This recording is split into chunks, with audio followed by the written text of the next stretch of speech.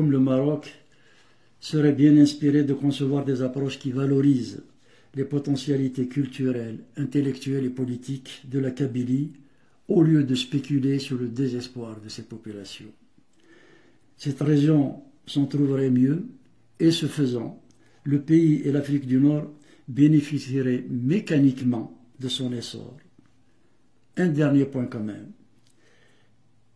Si des pouvoirs peu scrupuleux ont misé sur les travers et les faiblesses kabyles, c'est aussi parce que trop souvent, les enfants de cette région, du moins ceux qui ont le devoir et les capacités de mobiliser la vigilance citoyenne, ont privilégié le confort, la paresse et l'égoïsme quand il fallait s'élever contre des réflexes de secte qui veulent que l'on taise ou couvre les erreurs et les fautes parce qu'elles sont commises par un des leurs.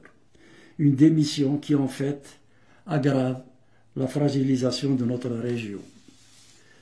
Si on ne veut plus ou on ne peut plus continuer à apporter sa part de vérité au combat par lequel une génération a fait renaître espoir et fierté, on devrait au moins veiller à ne pas laisser l'imposture souiller la mémoire des morts et la dignité des vivants.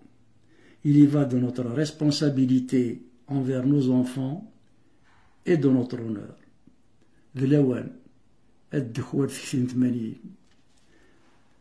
Au passage, je signale que le boycott scolaire de 1994 a fait l'objet d'une rigoureuse description dans le tome 3 de mes mémoires, La haine comme rivale, publié en janvier 2003 aux éditions Frantz Fanon à Alger et Altava à Paris. L'événement y est documenté par des écrits de l'époque et les positions des acteurs qui ont vécu cette séquence au premier plan sont étayées par leurs propres témoignages dont certains sont présentés dans cette intervention. Ertoufeth, Kawal Khair, au revoir.